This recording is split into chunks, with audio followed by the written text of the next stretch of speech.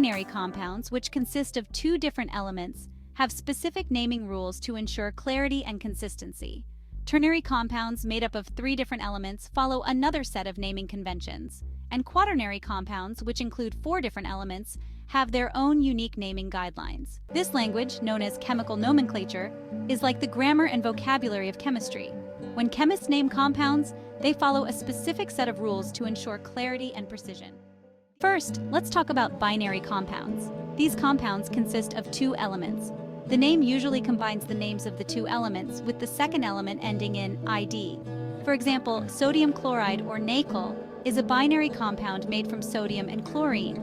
Another example is carbon dioxide or CO2, which consists of carbon and oxygen.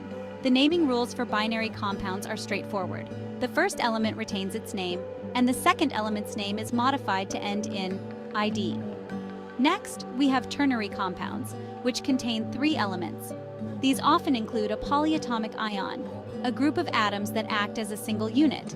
An example is sodium sulfate, or Na2SO4, where sodium is combined with the polyatomic ion sulfate consisting of sulfur and oxygen. Another example is calcium carbonate, or CaCO3, which includes calcium, carbon, and oxygen. In ternary compounds, the polyatomic ion's name remains unchanged, and the other elements are named as usual. Finally, there are quaternary compounds, which contain four elements. These can be more complex to name due to the increased number of elements involved, but the basic naming principles still apply. For instance, ammonium phosphate, or NH4, 3PO4 includes nitrogen, hydrogen, phosphorus, and oxygen. Another example is potassium ferrocyanide, or K4Phe, CN6, which contains potassium, iron, carbon, and nitrogen. Understanding this chemical language is crucial for anyone studying or working in chemistry. It allows for accurate identification and communication of chemical compounds, ensuring that scientists can share their discoveries and collaborate effectively.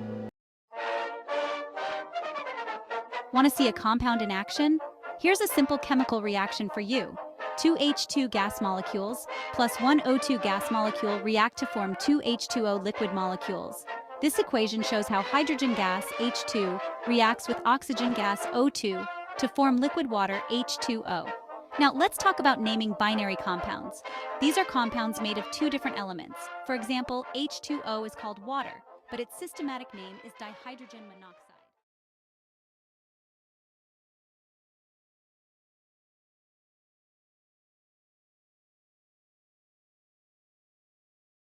Make sure to give this video a like and subscribe. Have a nice night and good night.